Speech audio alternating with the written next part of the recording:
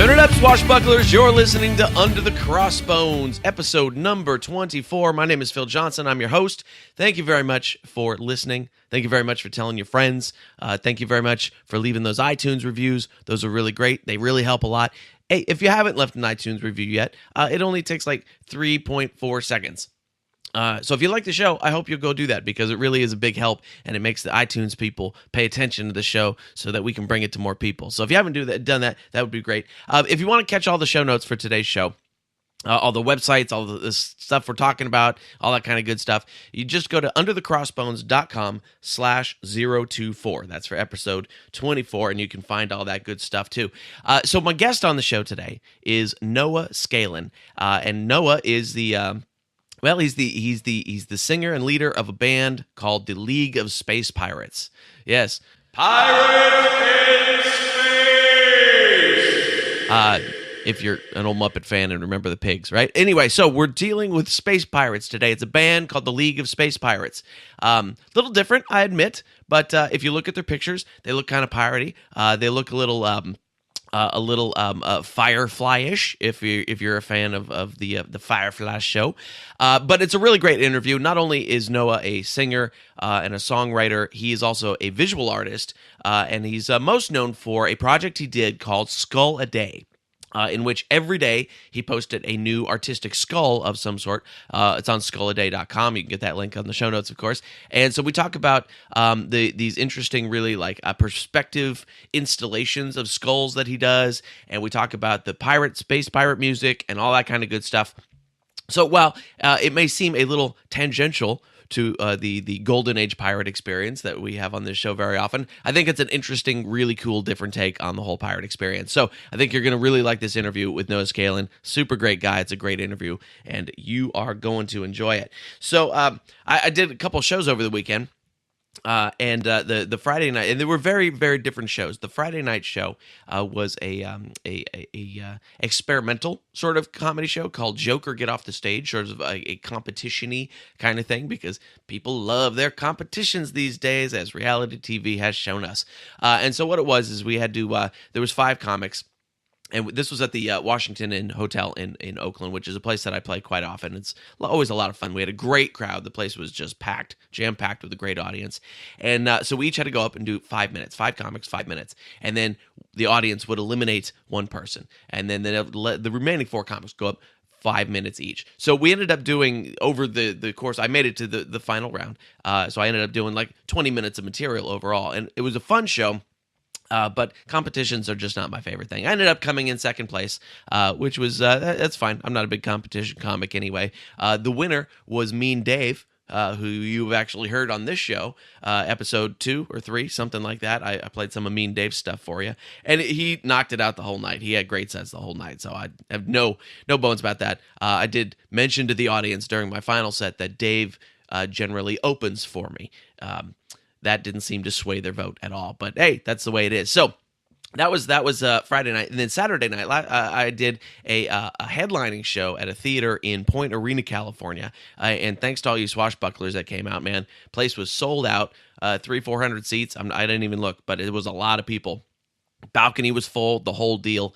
And Ash Fisher, a friend of mine, produced this show, and she and I and Irene too, and Brian Hicks went up there and put on a killer show. I did a full hour for the folks. It was really great. The trick was I had never been to Point Arena before, and you have to cross 2 mountain ranges to get from where I am in San Jose to Point Arena, and it's about 4 hours from me. 2 mountain ranges. Now, those of you listening from the Midwest, where you have the Ozarks, well, let me tell you about the Ozarks first. Those are not mountains, you guys. I'm sorry to say it. Those are hills. I've driven through the Ozarks. Those aren't mountains. I know you like to call them mountains, but come out and see the Rockies, because those aren't mountains. Anyway, so if you're listening out in the Midwest where it's very flat, or you have hills, or if you're listening from, say, Florida, which is supremely flat, like you guys, I don't even think you have sloped driveways in Florida. if you're listening from one of those places, you have no idea what these mountain drives are like unless you come out here to the Rockies and west of that. And we have mountains. And so this drive to Point Arena was like 150 miles or so. 50 miles of that, a good third of the drive, was twisty, turny mountain roads. And which we had to drive at like no more than 25 miles an hour because it was also raining. So it was an adventure. Poor Irene, too, was sitting in the back seat and told us, as we were most of the way through this drive already, oh boy, you guys, did I tell you I get car sick? Now, that's not something you ever want to hear from the back seat. My car is fairly new. I was driving. But she was a trooper, man. She pulled it out. We got all the way to Point Arena. She kept going every few miles. Are we there yet? Are we there yet? Are we there yet? And we got there, and she fresh air was good for Irene. But she made it through. She was a trooper. She did not barf from my car, and we put on a great show. And now Point Arena is a very small town. There are only 475 people in Point Arena, and we drew from other towns as well. That's why they could put 400 people in the theater, but. I said, Irene, let's make sure to get you some Dramamine before we get back on the road tomorrow to go back home. And she said, that would be great, except the audience told me that all the stores are closed on Sunday. So it's that kind of town. It's an enlightened sort of hippie town, but also a little rednecky, and all the stores are closed on Sunday. So Irene sat in the front seat and did fine all the way home. We stayed in this cool little like A-frame house. They didn't put us up in a hotel because I don't know if they have any, and it was great. There's no Wi-Fi because modern times don't exist in Point Arena, but we stayed in this cool little A-frame. We had a view of valleys and a pond and just a curve of road. If you looked out the window, it looked like a car commercial. So it was really nice, and we had a great time. The show was killer. If you have a chance to go to Point Arena, go visit it. Don't expect to be online. That's all I'm saying. So I got this month is a little bit slow for shows because, like I told you last week, my tour to the Midwest got canceled when Joey's Comedy Club went out of business, and I postponed Fort Wayne, Indiana at Snickers. That'll be coming up in July, but February is going to be quite busy. On Friday the 12th, I'll be at the Queen Bean in Modesto for a benefit show that night. On Saturday the 13th, I will be at the Mad Cow in Murphy's, California. I'll be headlining that show. That's a brand new show. It'll be their second one. I heard the first one was amazing, so looking forward to that. And then February 18th through the 27th, I will be in Edmonton, Canada. I know I'm doing some dates at the Comedy Factory there in Edmonton as a headliner, and there's a show in Leduc. But that's all I know so far. I don't have all the details yet because they have not been given to me. I'm just flying there, and I'm going to tell jokes wherever they tell me to tell jokes. But they'll all be headlining shows, so it'll be a ton of good material. And I do have a new song that rocked Point Arena the other night, so you'll be seeing that in your town very soon. So, today's show is sponsored by Southern Yellow Pine Publishing, publishers of the Pirate Bay Panther series. Hey, you know what is always a good idea for the show to really make the sponsors happy is to screw up the ad completely and get tongue-tied over the title of the book. We're going to start that again, all right? Today's show, should I put my radio voice on? Maybe I feel like today's show is sponsored by, so it feels like somebody else is doing it. No, all right, anyway. Today's show is sponsored by Southern Yellow Pine Publishing, publishers of the Panther Bay Pirate series by S.R. Staley. And you heard S.R. Staley in an interview a couple episodes back. Make sure to go check that out. The Pirate of Panther Bay, great book. It's about an escaped slave named Isabella who works hard and becomes the captain of a 22-gun pirate brig. It's got a strong female lead. And the books are historically accurate to the times of the golden age of pirates. It's a great adventure story. You're totally going to dig it. You can go get that right now if you go to underthecrossbones.com/Panther. And if you buy something through that link, I get a little cut of it. You're helping to support the show as well. So that's very cool. Hey, other big news. I became an uncle this week for the first time.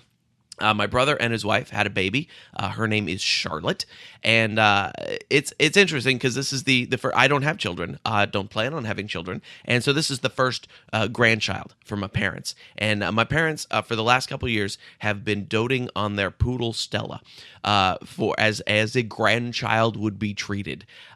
So now they have a real baby. The baby is in Los Angeles, which they're not super happy about, but now there's a grandbaby. And what I realized the other day is that I'm not going to have children. I don't know if my brother's going to have any more children, but when we're all gone, Charlotte will probably be in charge of my artistic legacy, and I don't want to be in really bad commercials, is what I'm saying, with my music and things like that. So I have to be nice to Charlotte for her entire life, so that she does not ruin my artistic legacy 50 years from now. That's all I'm saying. But congratulations to my brother and his wife for having a lovely little baby. And now my parents have one to dote on, a grandchild, and I don't have to do it. So that is fantastic. Hey, are you enjoying the show? Do you like the show? We're going to get to the interview in just a few minutes here. But if you're liking the show, a few minutes, a few seconds, I promise. If you like the show, I want you to go to underthecrossbones.com and click the little link that says like the show, and that is our support page. And right there, you can help. You can send a donation, just a PayPal, boom, here's some money. That's great. You can click on the Amazon banner, and if you do that, I get a little commission on whatever you buy. If you buy a book, I get a few pennies. If you buy a above ground swimming pool, I get a couple of dollars or something. So that's really easy. It doesn't cost you anything extra to do that. And if you want to sponsor the show, that is an awesome thing too. The rates are super cheap right now, just like Southern Yellow Pine Publishing. You can be a sponsor of this show. If you have a piratey thing or something you think piratey people would like, get in touch. We will hook it up. All right, so let's get to. I have a new idea for the show, you guys. I have a new idea for the show, and it involves you. Well, it all involves you. That's why I do this show. If it weren't for you, I wouldn't be doing the show. I would just be talking to myself, which is sad and pathetic. But here's what I want to do. Because I don't get to all the pirate festivals around the country, both because of time constraints and money constraints and whatever, and I'm only one person, what I would like to do is I would like to get trip reports from you guys. If you're going to, like, Gasparilla's coming up, right, in Florida, or any of the other pirate festivals around the country, I would love to have you call and give me a trip report, just what people can expect to see there, what you thought of it, how you liked it, all that kind of stuff, and then I will play it on the show, and I think it'll be a lot of fun. So if you have been to a festival or other piratey event recently and you would like to call and give me a trip report, you can call 408-599-2733. That is the Under the Crossbones hotline, i.e. my Google Voice number, and we'll pick it up. And if it's cool, I will play it on the show, and that will be great. All right, let's get to the interview. This is my interview with Noah Scalin of Skull-A-Day and the League of Space Pirates. Here we go. You are a super creative person, and we're going to get into lots of all the different stuff you do. But tell me about Space Pirates, the League of Space Pirates, and what that story is all about. Wow, yeah, where do I even start? I have always been, I guess, fascinated by pirates since I was a little kid, and so I think they're just part of my my DNA, I guess. And I've also been a big science fiction fan. Grew up on Star Wars and Star Trek, of course. Sure. And at some point, and I can get back to the year 2002, was when the name, actually, League of Space Pirates, just jumped into my head. And I have no idea where it came from. It was one of those things where it's like, this group of words belongs together. And I was like, this sounds great. I don't know what this is. And initially my thought was I should make like a fake, like a movie trailer for, like a fake movie. That'd be fun. Like, I'll get my friends together and we'll film some scenes, and it could be a bunch of non sequiturs, and then we can have this really cool little trailer to put up. That never happened. But what did happen is me telling my friends about this idea of, a League of Space Pirates. What would that be? Turned into a couple of my friends outlining an entire movie script, which I was like, well, I'm not going to make this movie. This is crazy. and so it kind of just sat there. And then that sort of just was mostly us having conversations and spinning concepts out. And then eventually it was somehow figured out that what should happen is that the League of Space Pirates, who are fighting this evil corporation that has sort of taken over the galaxy, they should be a band, and that band should be their sort of cover story. And this is comic book logic for you, but basically the idea was that the band would, be called League of Space Pirates, but they'd be the actual League of Space Pirates as well. Nice. And that way they could, anonymously travel the galaxy, just playing rock and roll shows, but secretly, committing crimes against Ubercorp and trying to take them down. Again, all of this is theoretical. And then, weirdly, the band kind of became a reality. I started making music with a friend of mine. He was giving me these tracks that were really great, so I started singing over them and saying, okay, well, this is the League of Space Pirates band. But it was all virtual. And eventually some people said, I want to be in that band. I'm like, well, it's not real it's not a real band. So then we had to make a real band. And then that band slowly started playing shows. And then one of the band members was like, we should have a web show. And I was like, oh, okay, sure. Yeah, why not? Like, let's do that. And so we turned the basement rehearsal space into a set, started broadcasting the show from the basement, from our spaceship. And it just keeps growing, and it's just getting more and more complicated. How's that for succinct? It's pretty not succinct at all. Yeah, it will no, and I understand. Yeah, it just keeps getting more complicated because I've certainly dealt with that myself.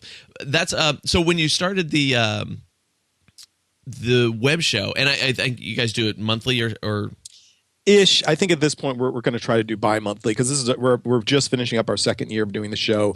We're going into our third year, and each year is an experiment. And I'm a big advocate of doing things and then in the process learning and figuring out how to do it right. Sure. And so what's been great is we've gotten a lot of shows under our belt this way and sort of cranking them out. And now that we're like, oh, here's how to do this, we're going to slow down, put fewer out, raise the quality, get more complicated. But it's been great because over the course of the last couple of years, we've just brought on these great people who have collaborated with us, made it more interesting, expanded the concept further. Now we have robots that are part of the ship. We have a second set. We have a director that helps us. We've got more people volunteering to come on and do all these different parts of it. So it's grown. The pirate crew has grown. That's super great. So when you started doing the web show, was that with the idea of, well, we're not actually going to go out and do real shows, so let's do it this way, and then you just happened to go out and do real shows too? Yeah, well, it's sort of the reverse in that we were doing real shows, but the fact is, getting older and being in a band is not the same as being, in your 20s or teens and getting in a van with a bunch of people and traveling. We have kids. Nobody wants to do that now. You don't make any money, so it's a pretty hard thing to justify. And so I think I had sort of gotten to the point where I was like, after a couple of shows where they want to give you $20, and you're like, we just killed ourselves to bring all our equipment and people and all this stuff and promote it.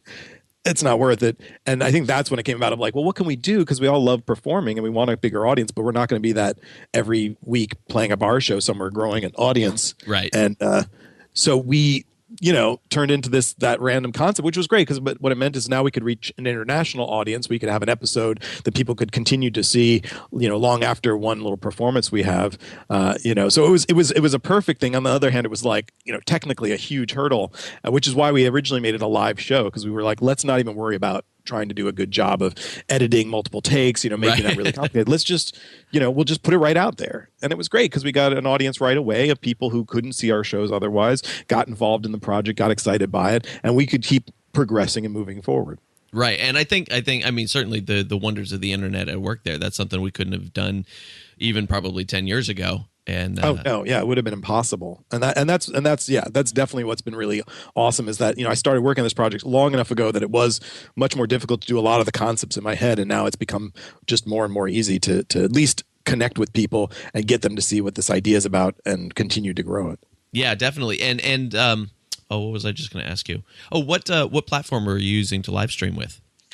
We jumped around to a few different things, and then we ended up using the YouTube live streaming feature, which actually was pretty great. The technical side that's hard about what we were doing is we were trying to not just do a live stream of like a conversation, but actually having a show with a lot of moving parts to it, a lot of elements that, title cards coming in, and the technology got to the point where we just were pushing out so much bandwidth that we were causing a delay either with the sound or with the images. And so we kind of hit the sort of barrier, our own barrier technically with it. So it started I think on Ustream and then switched to YouTube.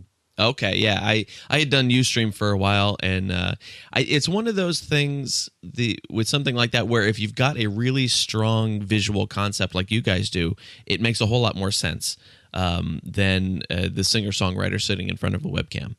Yeah. Well, at the same time, I think that's pretty straightforward. I think ours, it was like, I think if people find it, it's pretty weird and random, which I want. I kind of, the vibe of the show very intentionally is like, if you're familiar, like old public access TV shows where, you don't quite know what you're watching. Anything could kind of happen. It seems a little weird and crazy. Also a little bit like Pee-wee's Playhouse.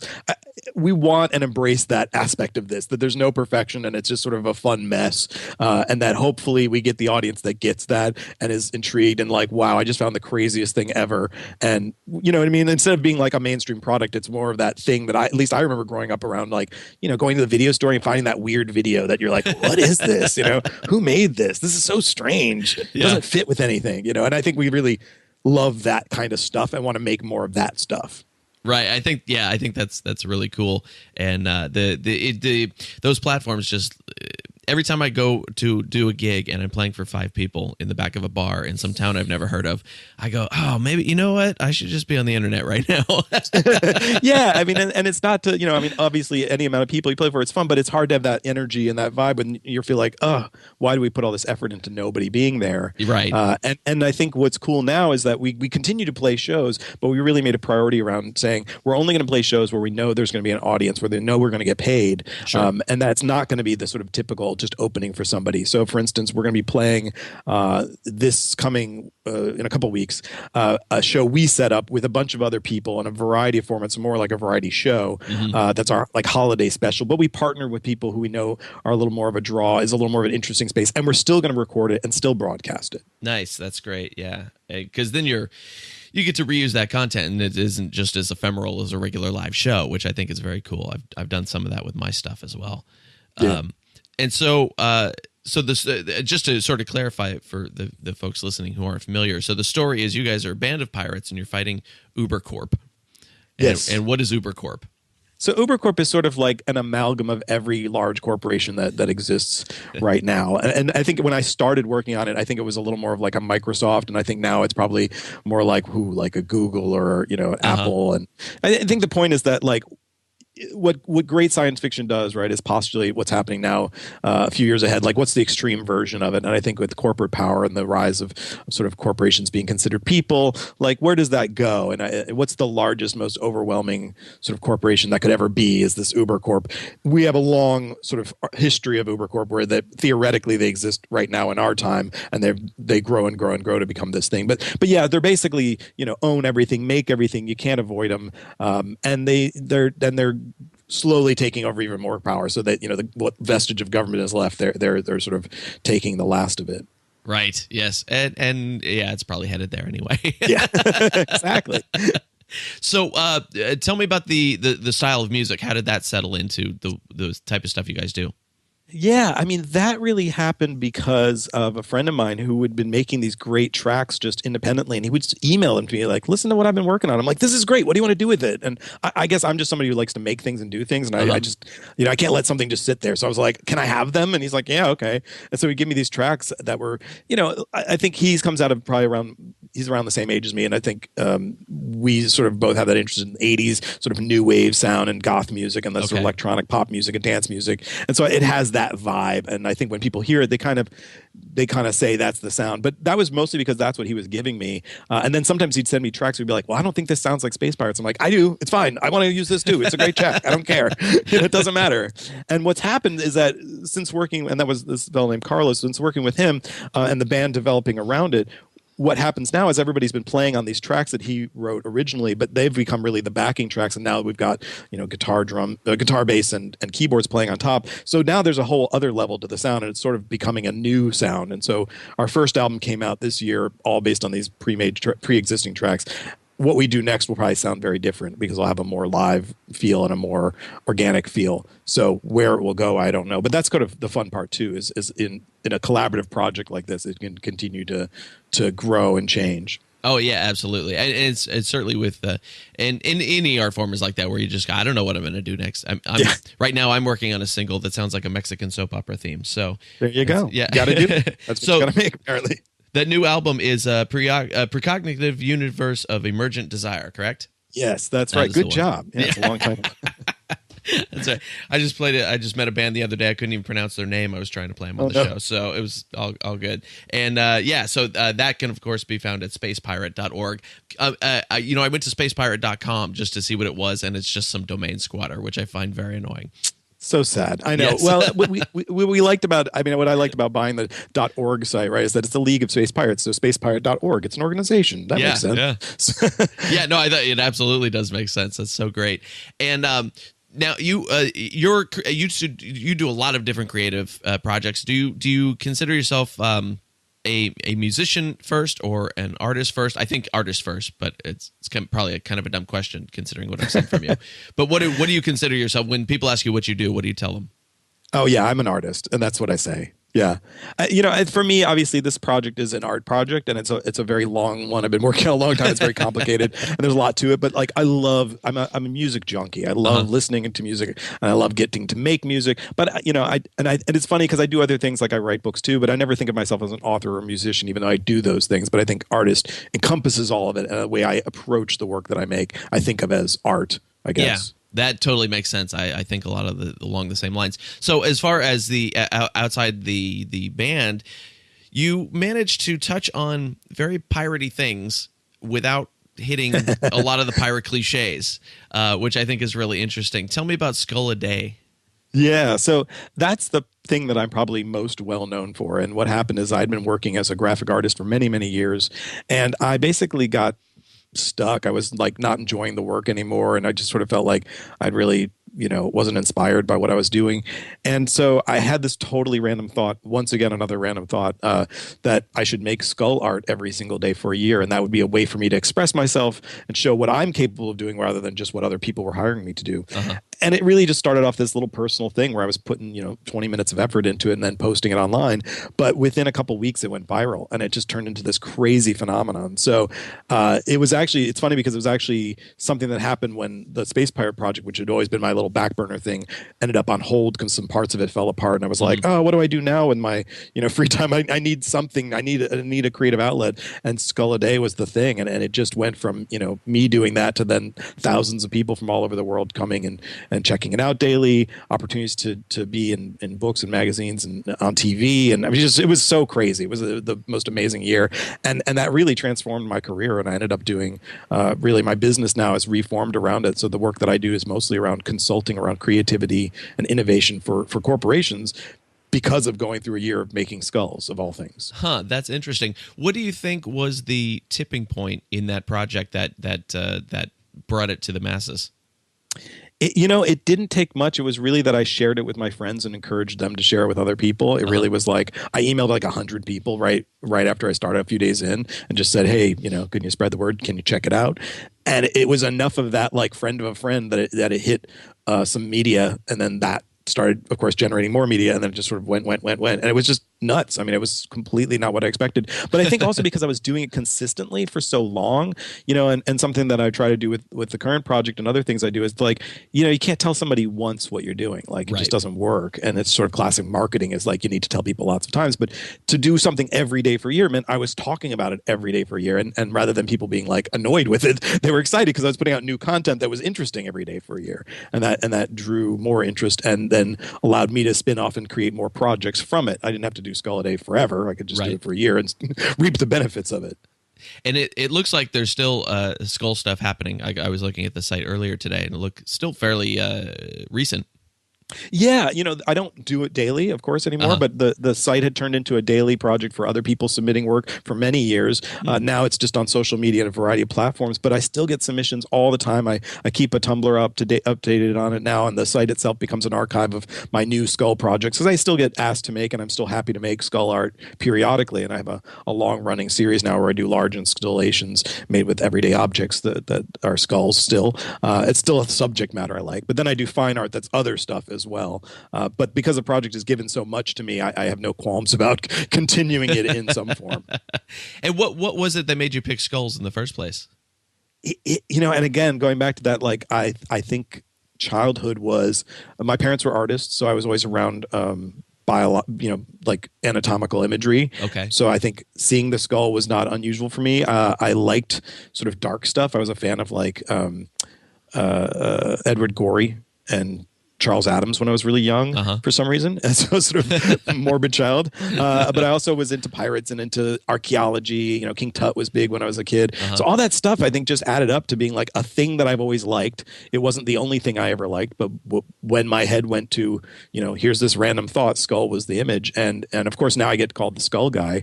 And I'm like, well, good thing I picked that instead of something else. I mean, yeah, right. Yeah, shoulders would be way less interesting. Yeah, the shoulder guy, not cool. Yeah. Now, I was looking at some of the pieces on there today, and the ones that I find really intriguing are the the floor installations that you did with Mhm. CDs and vinyl records, and particularly the one with books. Personally, visual arts is not my strong point. Audio art's great. I'm a wordsmith, awesome. Cannot do the visual stuff or anything. And so as particularly the one that you did with the books, I found really, really intriguing. What kind of process do you use to plan something like that?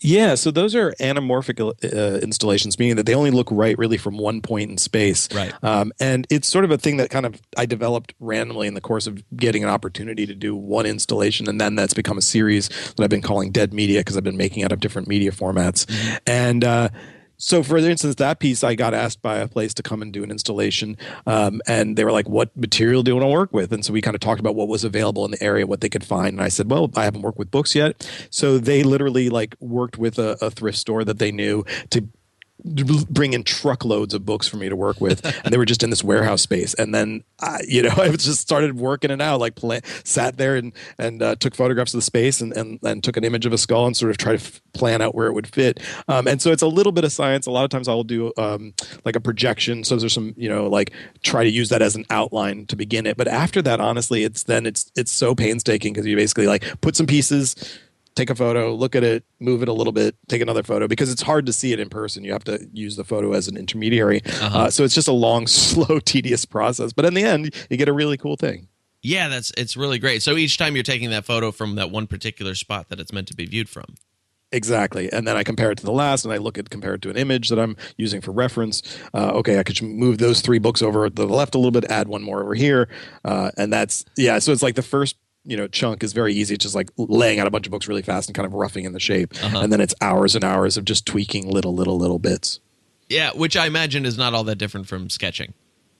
Yeah. I think like anything, it's just refining to get sort of the thing you want. Yeah. Oh, that's really interesting. Now I actually want to go play with books and make a picture. But there you go. You should. Well, and the other thing about those installations that I like a lot is that they're all temporary art. So there's also the sort of fun aspect of, if you get to see it in person, you get to see it. But otherwise, it really exists as this documentation. But then the original, it goes back to its component parts. So those books could then go back to the thrift store and people could have them, or they can be used for something else. How long does it take you to complete something like that book skull project? Usually about 2 days, and that's two working days. Sometimes I can do it in less depending on the material. For instance, I worked with real flower petals one time, so there was no leaving it out and coming back to it. They were going to change their form as they dried out.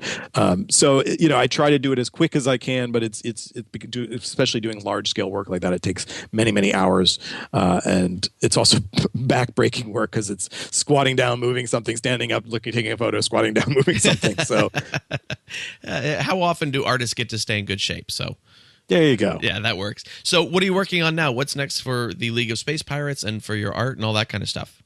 Yeah. Oh, man, I have so much stuff always going on. League of Space Pirates, so we just put out this full-length album. The next thing we're doing, it's really cool. I've got a bunch of writers who wrote short stories set in the League of Space Pirates universe, inspired by the 13 tracks that are on the album. So we're basically going to re-release the album as a book. And then when you get the book, you'll be able to download the tracks and hear how they relate to it. But this is going to really expand the universe for people. And this really, for me, in many ways, that culminates the project in a great way, because it's always been a much bigger, more expansive thing than just this band or just this idea. It's really meant to be a large, like, Star Wars or Star Trek universe. To me, it looks like it has a very Firefly kind of vibe to it. Oh, thank you. Very much when I saw Firefly, and of course I saw that after I had started the series, but I was like, this is, the concept, I was like, this is totally the vibe, right? The sort of funny, but still serious. And if they're cowboys in space, then we're pirates in space. Right. I would love if Joss Whedon, saw this and was like, yay, this is great. And what's up on the art front? What are you doing there? I'm actually getting ready to sort of figure out the next body of work. I've got several things I've been working on. The last one I just did was a series called Anatomy of War, and I'm trying to figure out how to expand that and bring that to some other places. And that's artwork that was inspired by, obviously, ongoing wars throughout the world, and also gun violence that's very prevalent right now, especially in America. And so those pieces are very different from anything I've done before. They're sculptural pieces. They look like real guns that have human organs inside of them, or animal organs. Interesting. Yeah, so it's very different work, and I'm still trying to figure out like sort of where to keep going with that process. And then I'm doing a series of portrait projects that is portraiture, sort of the extension from the skull for me. So I've been doing portraiture pieces, and I'm right now, in fact, in talks with somebody about how to sort of take that set of skills to another level. So constantly working on new opportunities to show and new opportunities to make things. And then Fantastic. I've got a new book coming out. Well, actually, an update. One of my books is coming out in the spring, so I'll be probably doing a ton of work around that too. So, Great. What's the book called? so that's 365, a daily creativity journal, and it's the new and expanded edition is coming out in the spring. Fantastic. Okay, so the websites, we can go to spacepirate.org, and that is for League of Space Pirates. And we can go to skulladay.com, and that is for all the lovely skulls. And then what is do you have a personal artist website? Yep, just noahscalin.com. Okay, noahscalin.com. And so I will link those all up in the show notes so everybody can go check out all the cool stuff. And Noah, this has been really fun, man. I'm glad we got a chance to talk. Yeah, really appreciate you reaching out. Yeah, my pleasure. And is there anything I didn't ask about that you want to tell everybody about? Oh gosh, I don't think so. Okay. But, then I've done tell my them job. how much you like the album, and then they should listen to it too. Yes, it's everywhere online. That's the best part. Great. Well, So these days. we're going to play a song in the show too as well. So Cool. that will all be in there. Well, fantastic, man. Thank you very much for your time. Yeah, I appreciate it. Thank you. And just right. let me know when it's up, and I'll spread the word. I definitely shall. Thanks so much. I'll talk to you again soon. All right. All right. Bye-bye. Bye. And there it is, friends. That's my interview with Noah Scalin. You can find him. His main website is Noah Scalin. That's Noah. Scalin is Scalin. NoahScalin.com. You can find out about all his artistic pursuits and all the really great stuff, the books and all that kind of stuff he was talking about. You can find the League of Space Pirates at spacepirate.org. Love that. That's a .org. That's so fun. And then you can find Skulladay at skulladay.com. That seems pretty obvious right there. So we're going to have some comedy, some music today. Obviously, I'm going to play a song from the League of Space Pirates. I got a great song from them called The Abridged History of Love that you're going to totally dig. And then I've got some comedy from a pal, Jimmy Earl, who I just played with in Oakland the other night. You're going to really like him. The bit is PG-13. There's no foul language in it, but it is of adult nature. So if you got kids in the car, just be aware. And that's actually what the bit is about, is him trying to teach his kids things of an adult nature. So you'll dig it. Hey, are you ready? Black Sails is coming up Saturday, the 23rd on Starz. It's the new first episode of season 3. Starz is not a sponsor of this show yet. Starz, if you're listening. Starz is not yet a sponsor of this show, but I think we're all Black Sails fans. So January the 23rd, make sure you set your DVR.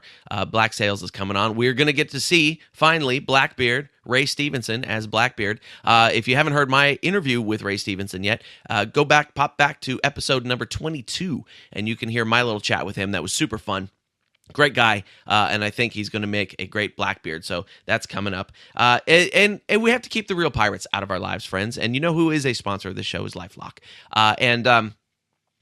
There are pirates out there, and the modern pirates, they like to steal your information. They don't like to steal your gold pieces, because we don't have gold pieces. Now we have information. So if you would like to protect your information, and this is the way to do it, you want to get a LifeLock account. They monitor everything that's going on the internet, and when one of these big companies or big stores gets their stuff hacked, they're out there making sure that your information isn't on the list. I've got a LifeLock account. They've caught some stuff that would have been a giant hassle for me. They've got guarantees, all that kind of stuff. So if you would like to get a 10% off of a LifeLock account, you can just go to underthecrossbones.com/lifelock, and you can get 10% off. And the way you get the 10% off, go to that first page, and then you're just going to click Start Your Membership, and you'll see the 10% off on the second page of that website. All right? I've also got a freebie for you. If you'd like a freebie, you can get a copy of Alexander Exquemelin's Pirates of Panama, which is a seminal, important work of pirate nonfiction that is out there. It was written in the midst of the Golden Age, right there. The guy was on the ship, Alexander Exquemelin, with the really hard to pronounce last name. He was on there in taking first-person notes of all this kind of stuff. If you haven't read it, it's very cool, and you can get it. You can go to underthecrossbones.com, and it just says free ebook up at the top. Or if you text to 94253, text the word pirate and your email address to 94253, I will send you the link to download it. All right, let's get to some comedy and music first. Comedy from Jimmy Earl, and second up, a song called The Abridged History of Love by the League of Space Pirates. This white lie came back and bit me on the ass hard. Hard. Sometimes I take my kid on the road with me, and when we check into the hotel, the first thing he does, he jumps on the bed. Get off the bed! Why, Dad? Because there's jizz all over that bed. What's jizz, Dad? Jizz is other people's germs. Then he grabs the remote. Drop that remote. Let me wipe it down. There's especially a lot of jizz on that remote. Then he puts his head on that headboard. Get your head off that. Jizz, right, Dad? Right. Fast forward, 3 weeks later, he's having a play date with a neighbor kid. Yes. Don't get ahead of me first. Okay. He's having a play date. He's playing with a kid. Dad's making a snack over here with drinks, brings the sandwiches and a drink, and they're watching TV. He hands my kid the remote. My kid freaks. Ah! Kicks it out of his hand. What's wrong? I'm not allowed to touch that. My dad says your jizz is all over that remote. It's my boy. That's my boy.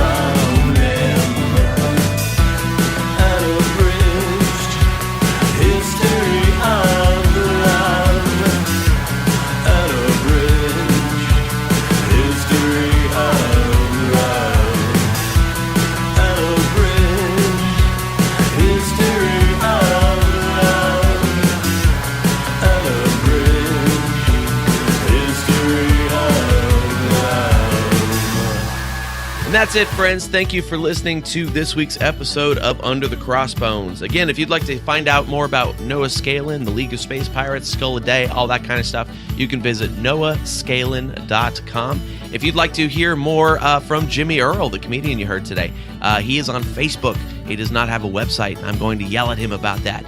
But it is Jimmy, Jimmy, Earl, Earll, 2 L's in Earl on that one. Jimmy Earl. Go check him out. And if you would like to get my tour dates and all that information, just go to underthecrossbones.com. Hey, I don't have a new domain thing. .com, underthecrossbones.com, and click on Phil's tour dates in the button at the menu at the top. All right, guys, you have been fantastic. Go leave those iTunes reviews. I appreciate it. All the show notes available at underthecrossbones.com/024. Until next week, raise the sails.